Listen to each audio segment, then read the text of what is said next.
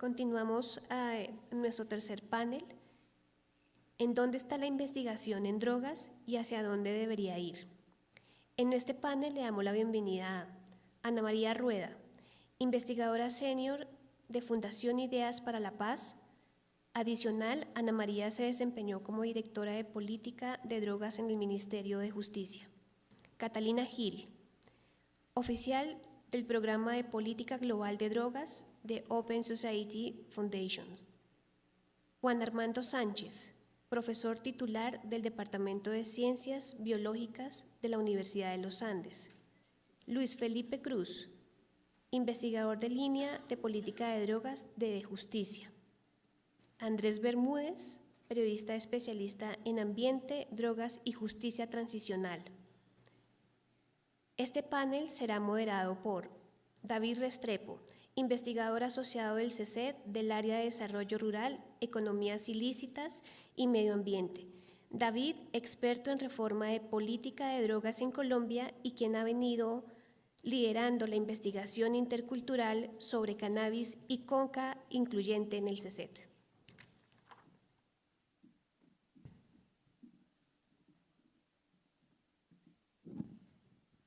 Hola.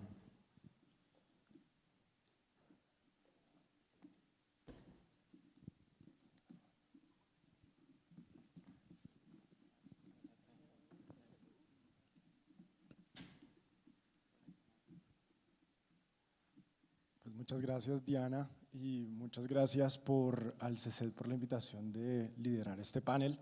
Yo he sido parte del centro desde el 2019, trabajando sobre todo en el área de desarrollo rural, economías ilícitas y medio ambiente. Desde este año más enfocado en lo que tiene que ver con la construcción de alianzas interculturales en cannabis y hoja de coca, para impulsar de hecho intervenciones, porque algo que de hecho nos abre un poco al foco de esta conversación, y es una de las cosas que me motivó a entrar en este tema y que sigue siendo una fuente como tanto de frustración como de entusiasmo, es la necesidad de ir un poco más allá de solo la investigación y también la experimentación e intervención en la sociedad y en estos dos temas en particular. Y aquí pues quiero arrancar la conversación que nos convoca, que es el estado del arte de la investigación en drogas y los temas que deberíamos priorizar en adelante. Hablando un poco sobre lo que han sido estos 10 años, yo creo que podríamos ver una tendencia mundial en el que el tema de drogas en estos 10 años ha cogido mucho más fuerza. Hemos visto cómo el cannabis a nivel mundial está transitando de la prohibición a la regulación legal. Creo que el tema de la hegemonía de la prohibición también empieza a fracturarse en diferentes frentes y creo que la investigación ha jugado un papel importante allí, pero también vemos una gran continuidad del paradigma prohibicionista, a pesar de que la investigación nos muestra que ese paradigma quizás tiene unos grandes limitantes y que nos genera muchísimos costos, sobre todo en el sur global. Entonces, creo que allí perdón, se me fue el agua.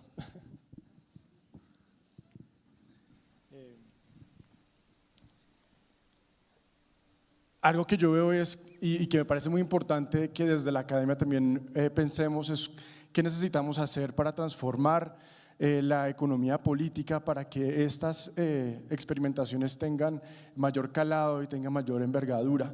Y en mi opinión, lo que necesitamos hacer es empezar dentro de el panorama jurídico que ya hay y las ventanas que nos habilitan para trabajar, empezar a desarrollar modelos alternativos y observarlos y evaluarlos y a partir de allí crecer, ¿no? Esa es mi postura y eso nos lleva a que pensemos también en una forma de pensar y abordar las drogas que no se basa solamente en los moralismos y en las premisas de siempre, sino a través de estas investigaciones encontrar que hay un fenómeno muy gris en donde solimos hablar de los problemas de las drogas, pero poco hablamos sobre sus beneficios. Creo que en cannabis y en psicodélicos eso se está hablando más, pero de hecho hay un panorama mucho más amplio ahí para abordar. Tenemos que mirar que también quizás en las fases transicionales las ideas digamos, a veces idealistas de transformación no son tan fáciles de llevar a cabo en la práctica. El trabajo que ha hecho el CC en torno a la sustitución lo muestra. Creo que había unas banderas muy fuertes en torno a la sustitución, pero al mismo tiempo hemos encontrado que esa política en su realización es muy compleja y que lleva a grandes factores negativos también. Entonces, ese es, digamos, mi diagnóstico de la situación. Creo que hay grandes avances, creo que necesitamos hacer mucho más en investigación, pero además de investigar, creo que nos compete también innovar y hacer más trabajos de experimentación para a partir de allí generar nuevos paradigmas de política. Pues aquí nos acompaña un panel interdisciplinario muy interesante, personas que han trabajado desde diferentes trincheras, por así decirlo, y eso nos gusta dentro del CECED, y creo que en general es muy necesario tener un abordaje interdisciplinario, como nos lo decía Ana Arjona también.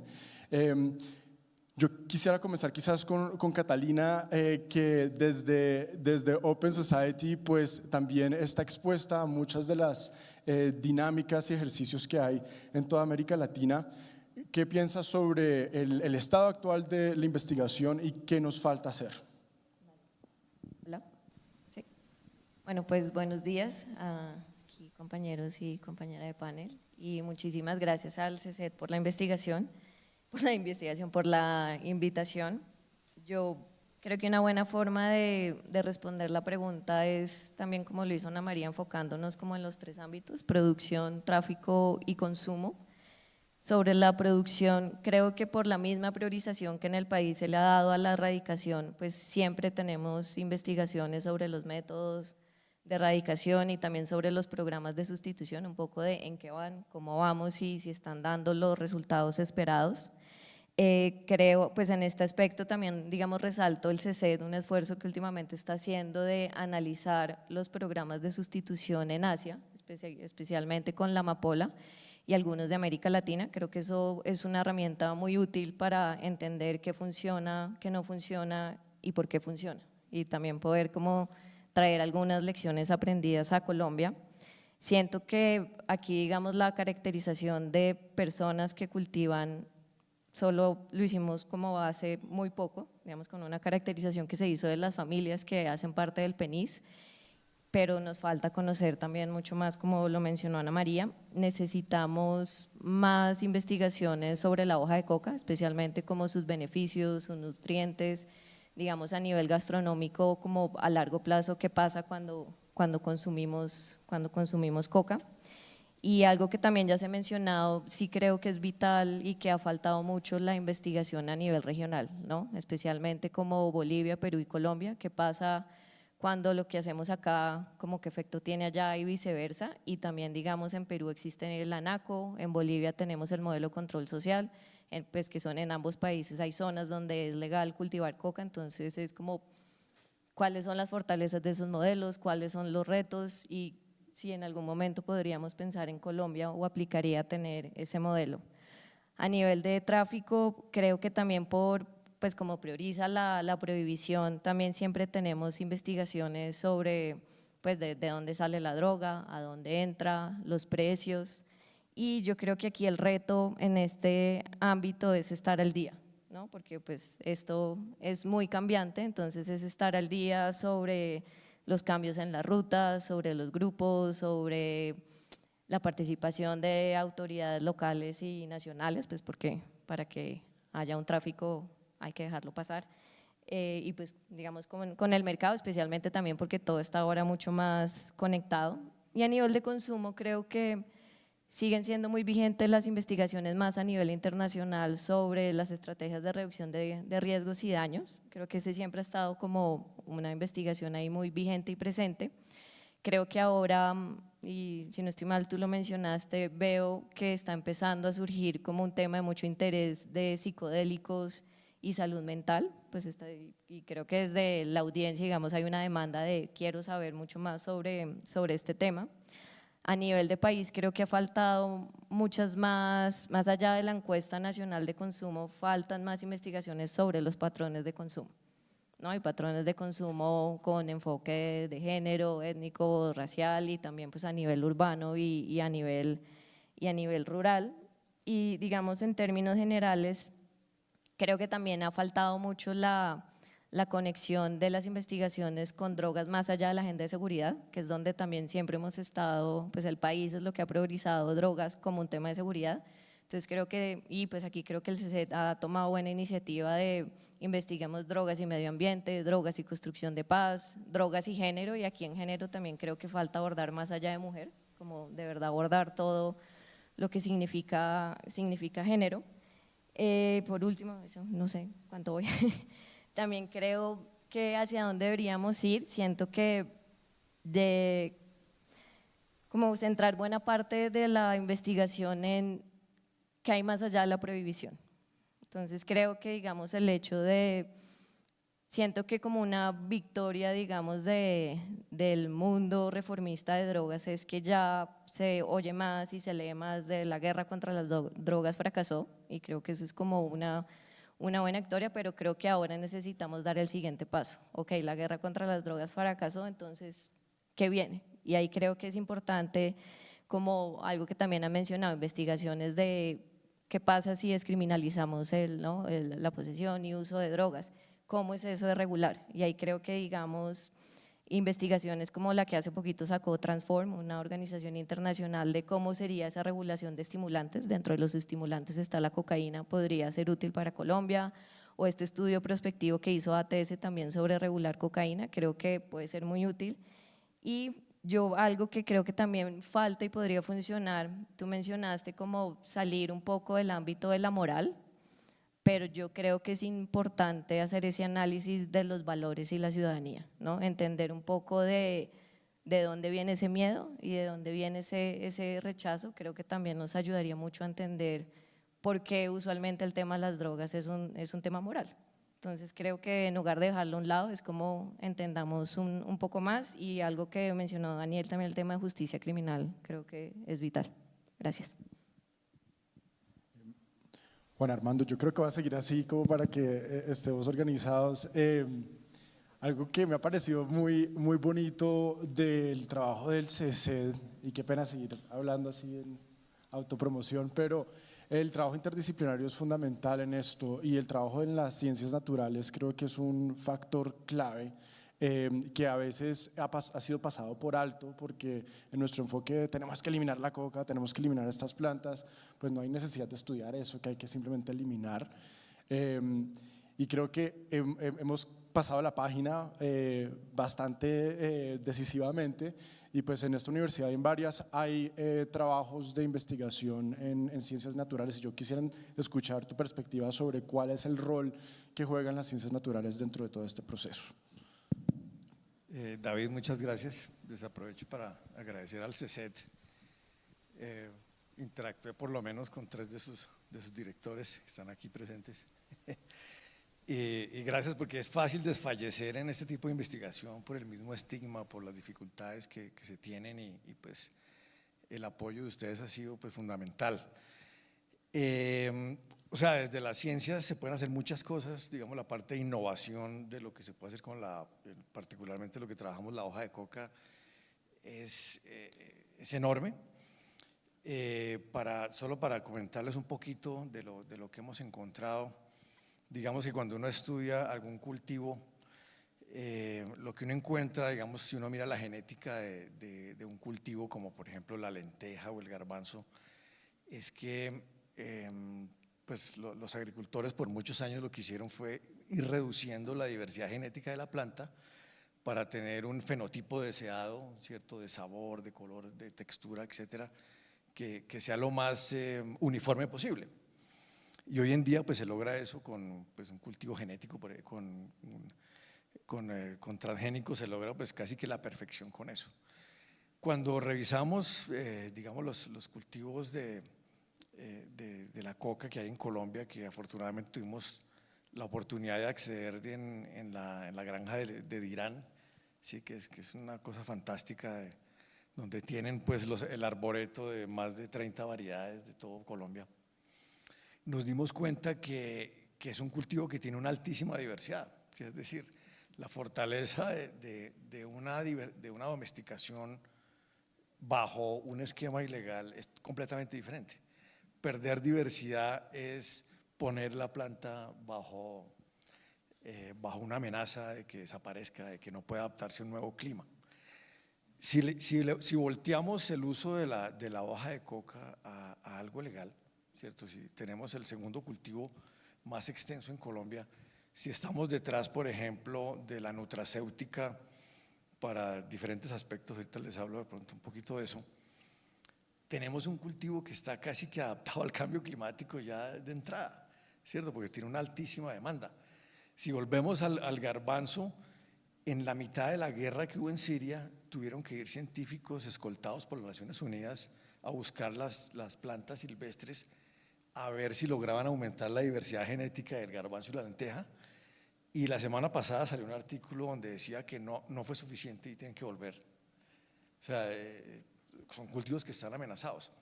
Acá tenemos un cultivo que tiene una diversidad altísima, que ha habido hibridización, es cierto que aguanta pues toda clase de humedad, de temperatura, altitud. Y hay cosas tan interesantes, pues para no acaparar el tiempo, toda la familia, digamos, lo que es la hoja de coca y sus aliadas silvestres, la mayoría pues están en Colombia además, tienen una gama de metabolitos más allá de la cocaína fantásticos. Para mencionar algunos, los ácidos catoabínicos, entre otros, están relacionados con uso afrodisíaco tradicional, con algunos estudios preliminares de disfunción eréctil en Brasil. Entonces, imagínense que uno pudiera vender el té de coca en un mercado, no sé, asiático, con ese fin, ¿cierto? Inmediatamente cambia el trabajo. Entonces, digamos, lo que podemos nosotros apoyar desde Ciencias es tratar de hacer ese nuevo mapa de qué metabolitos tienen las diferentes variedades, guiarse, digamos, pues de las etnias, digamos, que han trabajado con eso, y afortunadamente pues hemos logrado hacer ese acercamiento y estamos pues ahora sí como más motivados que nunca pues para seguir con esto. Gracias, Juan Armando. Muy interesante y creo que es una lógica de discusión que pocas veces se aborda y que me parece que es muy bonito que ya esté pasando aquí, en un lugar como la Universidad de los Andes, que nos salgamos un poco de esas casillas de abordar el fenómeno con una sola lógica. Luis Felipe, bienvenido. Viene representando a De Justicia, que creo que es uno de los grandes aliados, sobre todo en los últimos años, en la discusión sobre la erradicación forzada y sobre el glifosato, en cuanto a, bueno, a realmente problematizar esa política pública. Me gustaría pues escuchar tu perspectiva, sobre todo con el trabajo tan fuerte que se hace tanto en investigación como en trabajo con las comunidades. ¿Qué crees que, digamos, han sido los grandes aportes en investigación y qué nos hace falta frente a una agenda política de una política de drogas más sensata? Bueno, buenos días a todas y todos. Gracias, David, por la invitación, y al CECED. Feliz cumpleaños al CECED. La verdad, creo que el CECED es una de esas instituciones que uno siempre busca cuando busca un dato riguroso, ¿no? Entonces eso es algo muy positivo y realmente creo que es importante resaltarlo. Y en estos momentos de posverdad siempre los datos van a ser una garantía. Yo creo que, o sea, en el presente de la investigación en política de drogas, como desde lo que hemos trabajado en De Justicia, está muy como enfocado en temas de, por un lado, los efectos que ha tenido la política de drogas y el narcotráfico en el pasado, digamos en nuestra historia y ahí en la relación con el conflicto armado. Y yo creo que como sociedad tenemos aún una conversación pendiente alrededor de qué fue lo que pasó con la política de drogas y las afectaciones que generó la política de drogas. En paralelo también necesitamos conversar sobre cuáles son los efectos como en garantía de derechos del narcotráfico. Digamos, hemos escuchado muchas veces que la coca ha garantizado derechos en las poblaciones campesinas, pero que también trajo como contraprestación, digamos, la dinámica de actores armados, el conflicto armado, la disputa de poder. Entonces yo creo que necesitamos de nuevo una visión totalizante que incluso vaya más allá de lo que ha hecho hasta el momento, por ejemplo, la Comisión de la Verdad, que de nuevo tiene como esa conexión con el conflicto armado. Entonces yo creo que es fundamental y eso es pensándolo en como qué nos han legado estos 50 años de guerra contra las drogas a Colombia y eso es una investigación que toca hacer. Y un producto muy concreto ahí podría ser como realmente hacer un censo de daños de poblaciones afectadas, no sé, nosotros intentamos hacer en el 2020, bueno, en el 2019-2020, un informe para la Comisión de la Verdad sobre afectaciones de glifosato al campesinado y fue muy difícil porque logramos obtener mucha información cualitativa y es como la información que ya sabemos, como que el glifosato afectó, produjo abortos, etcétera. Pero yo creo que hace falta como el correlato de esa narrativa en una investigación como mucho más cuantitativa o donde se puedan mapear mucho mejor los efectos. Ese es como el primer punto. Yo creo que, y ya aquí voy a saltar al futuro, o sea, como pensándonos investigaciones para el futuro, yo creo que más allá de que la guerra contra las drogas fracasó, ya estamos como a medio paso como de avanzar y es, bueno, ya viene la regulación, ¿qué hacemos con la regulación? Que la regulación y que los debates de la regulación no nos cojan como desprevenidos.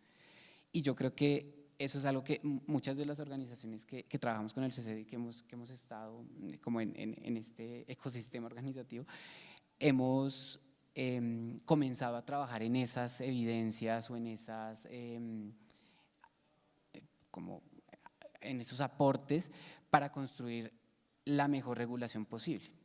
Yo creo que, o sea, sería ingenuo decir que Colombia va a regular las drogas incluso en el próximo gobierno, no lo podría afirmar, sea quien sea, pero en últimas yo creo que es un debate que va a pasar y que no podemos esperar a que llegue para comenzar a generar la evidencia.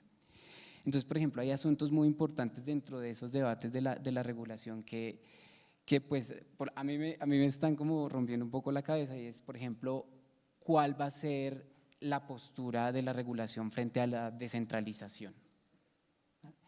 Vamos a crear a adoptar un modelo parecido al del tabaco o al del alcohol, con digamos, empresas canábicas departamentales, que fue algo que surgió en el debate de la marihuana medicinal, por ejemplo, en Antioquia.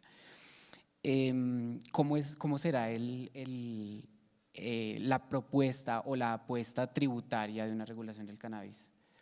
¿Cómo vamos a hacer todo el proceso de valoración de las semillas colombianas, si es que existen, digamos, cómo se va a mapear, cómo va a utilizar, por ejemplo, cómo generar capacidades en el ICA y en otras instituciones para apreciar ese legado?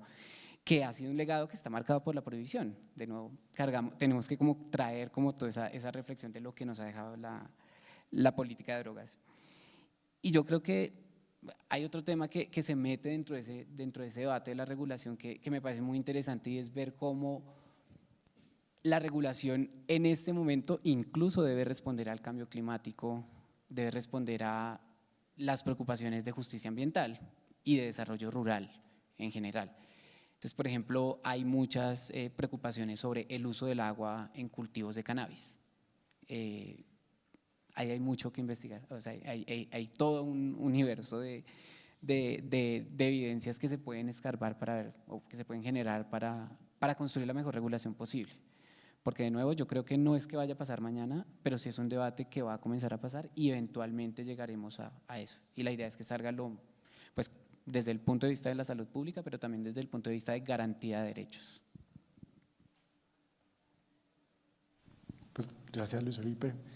Muy extensa esa visión y yo creo que ahorita que terminó la primera ronda, porque no tenemos mucho tiempo como para concentrar un poco las perspectivas y de hecho te voy a invitar de una vez en tu abordaje, Andrés, que me parece muy interesante es el trabajo de este libro de las pequeñas soluciones de sustitución.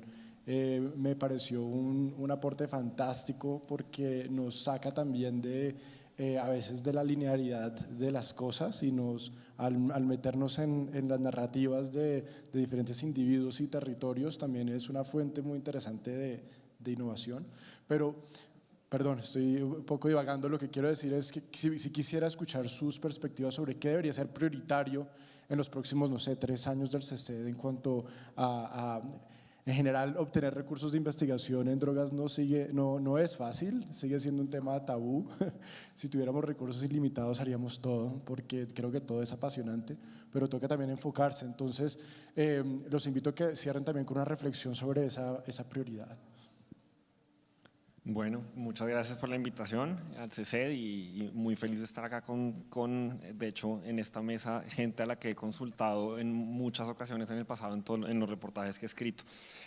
Yo, como soy el único no investigador en este panel, creo que mal haría en hacer recomendaciones de qué investigar, pero creo que como una persona que trabaja como periodista, digamos, lo primero, además yo reconozco, tengo una deuda, digamos, como personal con el CECED y siento que el CECED ha ayudado a cualificar también la manera como muchos periodistas trabajamos el tema de drogas de manera anecdótica. El primer libro que yo leí jamás de drogas fue justamente el de Alejandro Gaviria y Daniel Mejía, que mencionaba Daniel hace un rato, porque fue cuando yo llegué a trabajar temas de tierras a empezar digamos, a interesarme por el tema de drogas cuando arranca la negociación de paz, el punto de drogas.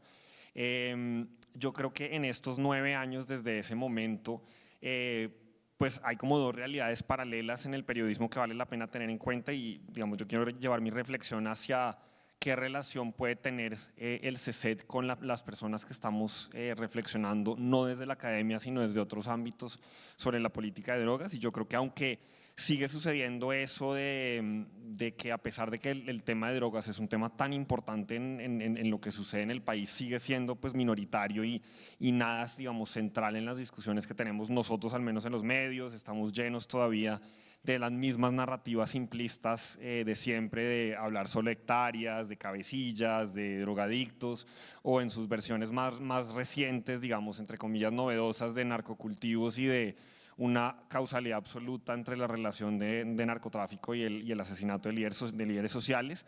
Pero en paralelo, digamos, yo creo que sí estamos viendo como que hay un montón de periodistas y de medios que están empezando a pensar en estos temas de política de drogas, que están contando sus historias en mayor profundidad, en mayor complejidad. Estamos viendo personas que están documentando soluciones, bien sea comunitarias o desde otros ámbitos. Estamos viendo los procesos de manera más compleja en vez de llegar a un lugar y tomar como la foto instantánea de un momento.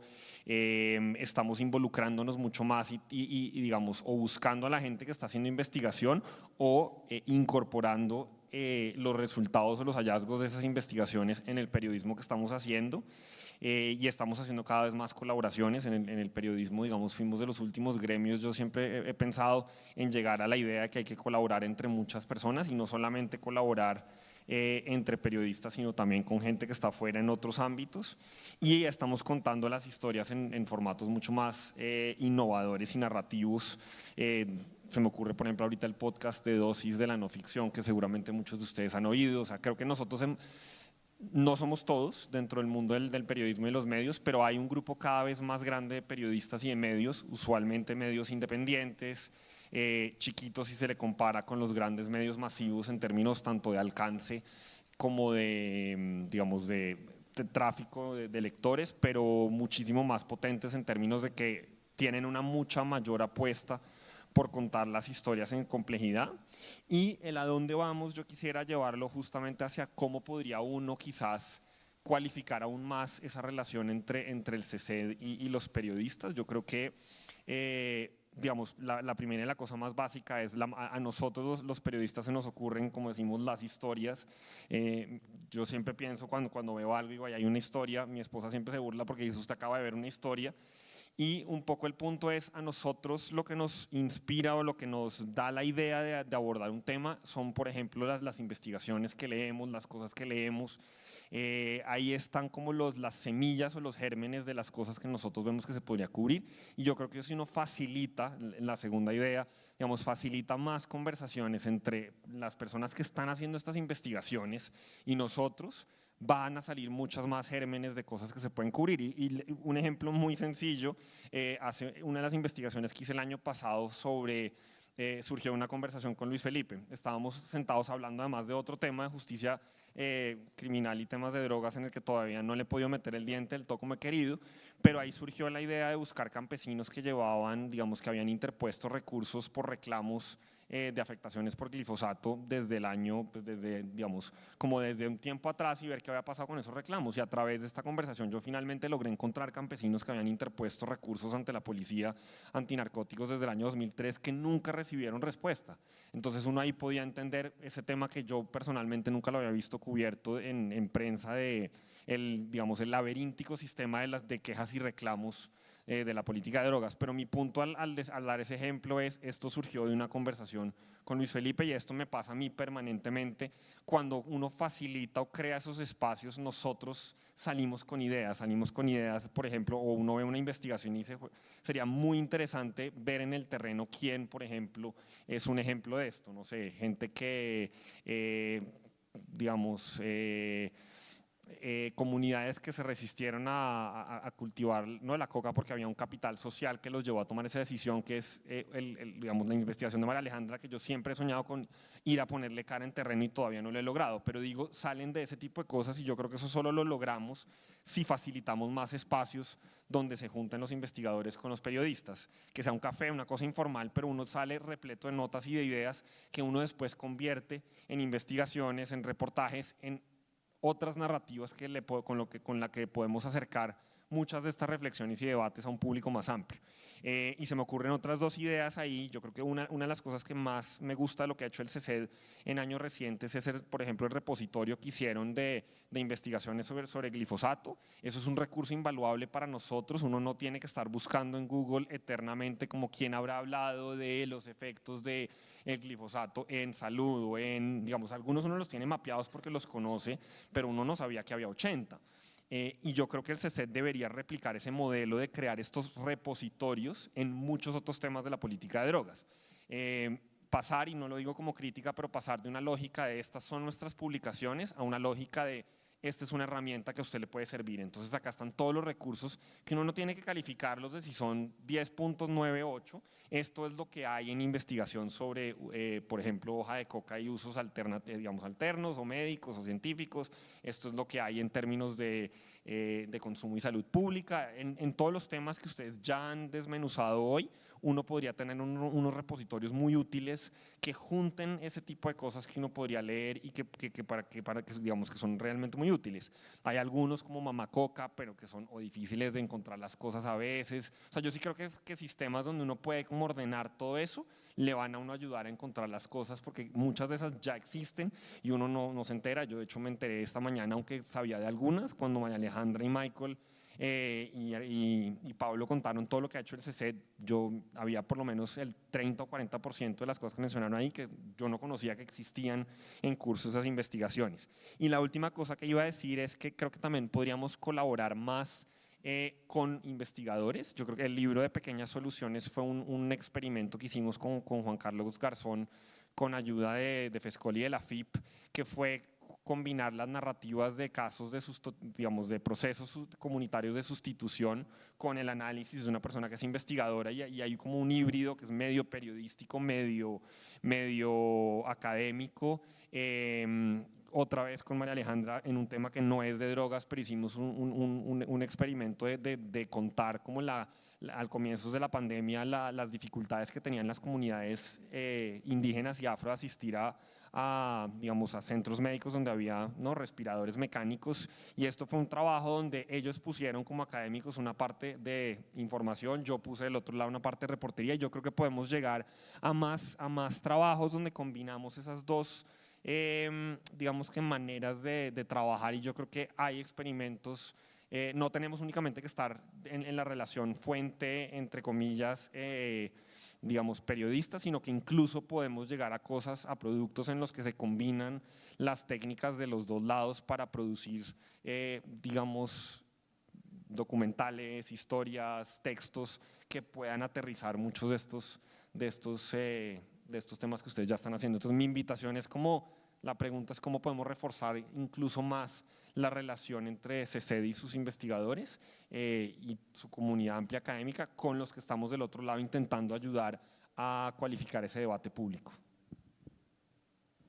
Gracias, Andrés.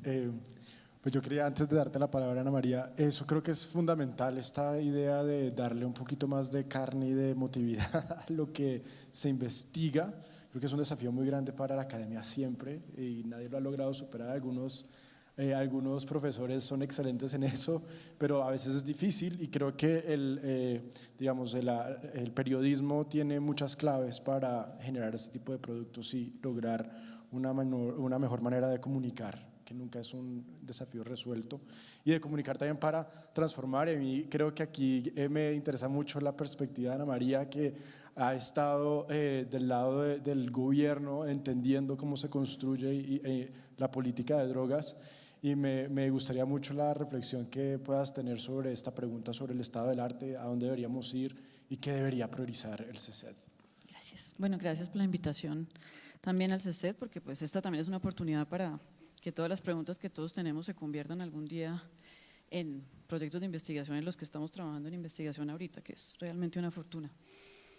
Pues yo empezaría pues por una idea que me dio Andrés ahorita, y es en términos de la conexión que tú hablabas entre investigación y periodismo. Me dice la idea también de la importancia de la conexión entre la investigación académica, para el caso de universidades, no tan académica o académica periodística, o las varias formas que hacemos nosotros como en la Fundación IDEAS para la Paz, con también los órganos de investigación en gobierno. Yo tuve la experiencia de trabajar en el Observatorio de Drogas de Colombia y me daba cuenta de la cantidad de iniciativas, ideas y ganas de hacer cosas en gobierno, pero con muchísimas limitaciones. Entonces creo que también es importante buscar maneras, obviamente que tiene que haber una iniciativa del gobierno de eso, pero también iniciativas de nosotros los privados, por decir de alguna manera, en incentivar una investigación conjunta, porque esa investigación está un poco más cerca de los tomadores de decisión de las que estamos generando nosotros. Entonces creo que, se me ocurrió eso, no lo tenía en mente, pero creo que es clave buscar promover los observatorios, que por cierto ya hay varios a nivel territorial que trabajan literalmente con las uñas, pero con muchísimas ganas, y se pueden apoyar muchísimo en la experiencia de los que estamos trabajando en esto pues en Bogotá, la verdad, y sobre todo ustedes. En ese mismo ámbito, creo que otra cosa a rescatar del CECED, y que creo que debe seguirse trabajando en Colombia en general, de la investigación por parte de estudiantes. Yo creo que es clave motivar a los estudiantes a hacer sus tesis de maestrías o doctorados en estos asuntos, pues porque sensibiliza, que es un tema muy importante desde que uno está pequeño y empieza a ver estos temas. La historia mía, por ejemplo, empezó así, con mis tesis en la universidad, y yo era la única que tenía tesis de ese tema en la universidad. Ninguno de mis compañeros en las varias cosas que hice tenían esos temas. Entonces yo creo que ahí eso lo hace el CECED, sé de varias tesis que son sobre ese tema, pero también creo que es muy, muy importante promover eso desde el principio en la investigación. En los asuntos particulares de ideas de investigación, pues sí, son bastantes. Yo empezaría por uno que tiene bastante que ver con la experiencia que yo he tenido, pues que ha sido en gobierno. Yo tampoco soy tan investigadora como tú, soy más bien nueva en esto, y ha sido muy interesante. Yo creo que un tema que requiere bastante investigación y supera el ámbito posiblemente de la economía e incluso la misma política de drogas, pero yo he visto que es crucial, es los problemas en la implementación. Y están muy relacionados en lo que tiene que ver con la estructura del Estado, la estructura organizacional, la descentralización y los grandísimos obstáculos administrativos para llevar cualquier cosa a territorio de una manera eficiente.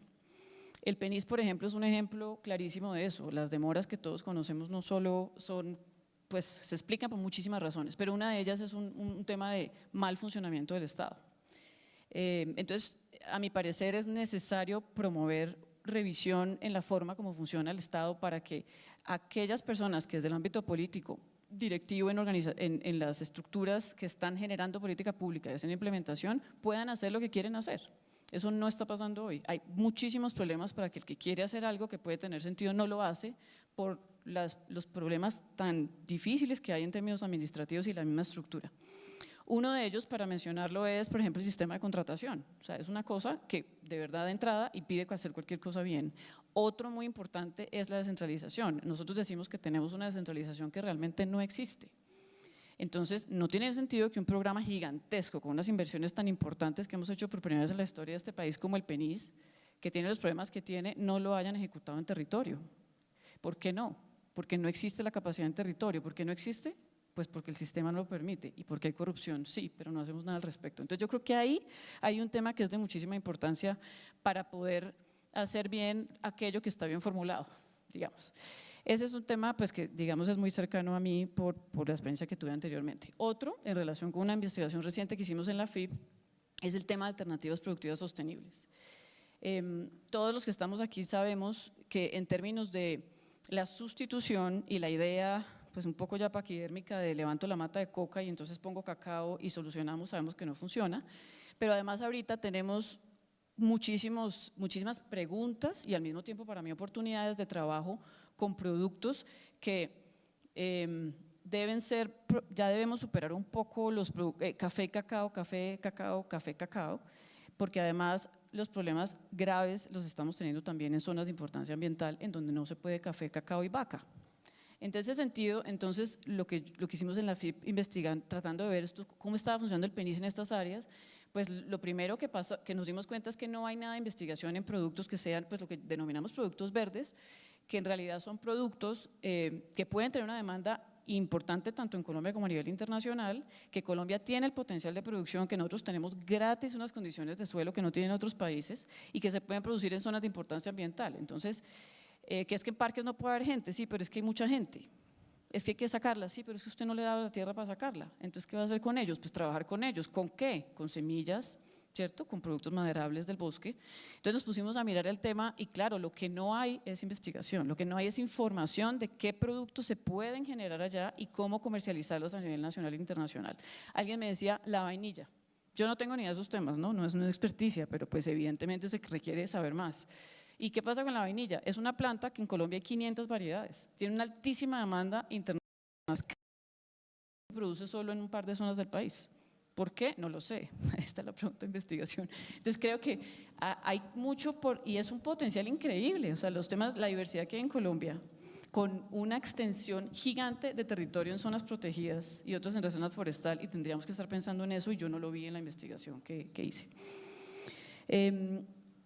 Otro tema es el relacionamiento del Estado o incluso no solo el Estado, también los privados que llegan a territorio a hacer implementación de proyectos de desarrollo, puede ser alternativo rural o de cualquier tipo, porque pues si hablamos de coca estamos hablando obviamente de un tema mucho más amplio.